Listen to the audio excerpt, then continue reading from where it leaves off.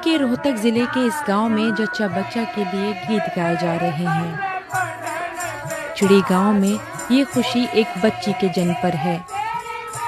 हमारे घर बेटी पैदा हुई है तो इसकी खुशी में ये सब हो रहा है। पहले कुआं पूजन लड़के के समय करते थे, लेकिन अब हम लड़की के समय कर रहे हैं।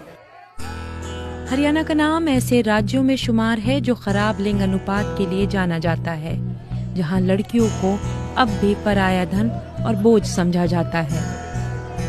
सास तक तो राजी नहीं थी, गाड़ देने लागी। अक लड़की लड़की होगी तरह तय, लड़का होए कोई ना, ओ पराया धन है और उनका देना पड़े, ब्यानी पड़े और छोरा लेकर आवे, ब्याह कर ले आवे और वो धन ले आवे। मेरे तो माँ होने के नाते न्यू थी, चाहे कहे हो जम तो वही इतना प्यारी लगी। नेशनल फैमिली हेल्थ सर्वे 5 के आंकड़े देखें तो हरियाणा और इसके साथ खराब लिंग अनुपात की गिनती में आने वाले राज्यों में सुधार हुआ है। लड़कियों के पैदा होने पर जश्न या कुआं पूजन करने की तस्वीरें भी आती रहती हैं, लेकिन इस राज्य का एक दूसरा चेहरा भी है जो रोहतक जिले से अलग तस्वीर दिखाता है, जैसा कि झज्जर का बरहाना इलाका। यहाँ लड़कों के मुकाबले लड़कियों का अनुपात काफी कम है। वैसे ये ऐसे आगे वंश चल जाए भैया, घर खुला रह जाए बच्चों के लिए।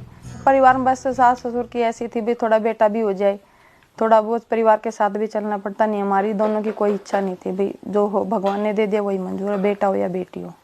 बेटियों के पास मैं बेटा जरूर चाहूंगी, क्योंकि बहनों को भाई भी जरूरी है। एक बेटा और एक बेटी तो चाहिए, परिवार पूरा हो जाएगा।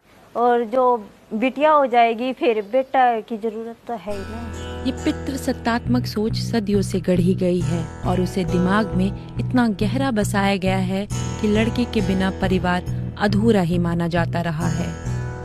कन्या भ्रूण हत्या और गिरते लिंग अनुपात को रोकने के मकसद से PNDT एक्ट लाया गया। इस एक्ट ने कुछ हद तक इस पर रोक लगाने में मदद भी की है।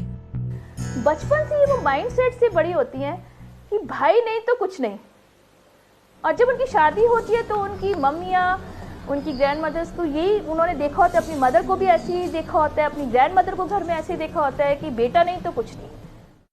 देखो रूल का ये तो प्रेशर आ गया कि कोई अब ओपनली ये नहीं बोलता कि हमें सेक्स डिटर्मिनेशन कराना है या हमें अबॉर्शन कराना है, पर इनडायरेक्टली क्या कि हमें बहुत टेंशन है, हमें बेटी तो नहीं हो जाएगी, कुछ हो सकता है क्या डॉक्टर साहब, कुछ हो सकता है। ये लाइन बड़ी कॉमन है।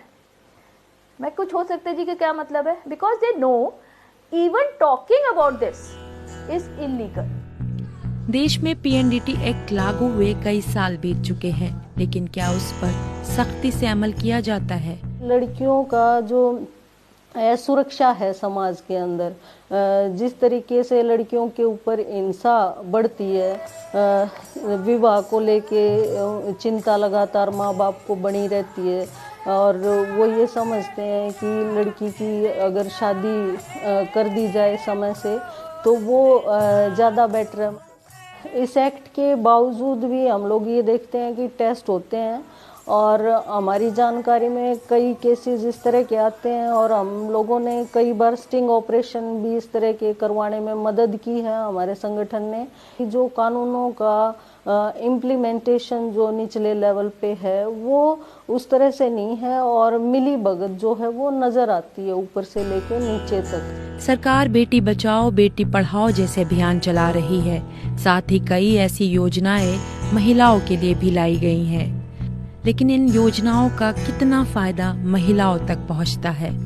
जैसे जननी शिशु सुरक्षा योजना है और लाडली वाली योजना है, बेटी बचाओ बेटी पढ़ाओ वाली योजना है, ये सरकार शुरू तो कर दी, लेकिन ग्राउंड लेवल पर इनका इतना असर नहीं है। कागजों में कई ऐसे बंदे हैं जो इनके कागज कार्रवाई करने लगते हैं तो उनको ज्यादा घुमाया जाता है दफ्तरों में, तो कई बार तो वो ये बोल देते हैं कि हमें पैसे की जरूरत नहीं, हमें नहीं चाहिए।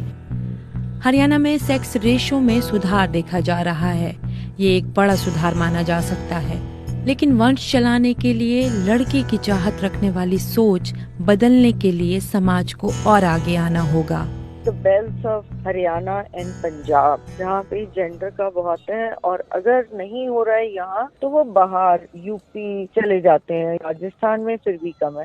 क्योंकि it's just that it is become more expensive. कितने भी लॉज बना ले, कितने हम PNDT का वो कर ले rate, it is the responsibility of the society, community, the religious leaders, वहाँ पे चेंज लाने की जरूरत है, जो कि behaviour change takes a long time to happen. लेकिन सेक्स रेशो को देखें तो दक्षिण पूर्वोत्तर और उत्तर भारत के राज्यों में एक बड़ी खाई दिखाई देती है। साउथ में जो हमारा ट्रांजिशन है, और ट्रांजिशन केवल डेमोग्राफिक ट्रांजिशन ही नहीं, सोशल ट्रांजिशन, कल्चरल ट्रांजिशन, वो बहुत पहले हो चुका है। आप देखेंगे आंध्र प्रदेश, तेलंगाना, तमिलनाडु, केरला में बहुत सारे ऐसे लोग हैं केवल 1 चाइल्ड, और वो भी फीमेल चाइल्ड के बाद फीमेल स्टरलाइजेशन करा लिए। कारण ये है कि वो ऑलरेडी वैल्यू करते हैं फीमेल चाइल्ड का। 919 से 929 की इम्प्रूवमेंट इंडिया में ओवरऑल हुई है। नॉर्मली तो 952 होना चाहिए रेशियो। ओके, तो परफेक्ट तो सुधार नहीं हुआ है, लेकिन कुछ कुछ जगह पर हो चुका है। और भी अब हो रहा है कि वही जगहें हैं जहाँ पर लड़कियों के एजुकेशन खास बढ़ रहे हैं। So girls education has been rising, Punjab, Haryana, all this areas. Okay, so उससे भी कुछ फर्क हो जाता है। विशेषज्ञ भारतीय समाज में लड़कियों से भेदभाव के सामाजिक, सांस्कृतिक और पारंपरिक कारण बताते हैं। हालांकि महिलाएं सशक्त भी हो रही हैं, लेकिन सदियों से लोगों के जहन में बसी पितृसत्तात्मक धारणाओं को बदलने में समय लगेगा। घर में खुशियां खाए, ये मारे लाडली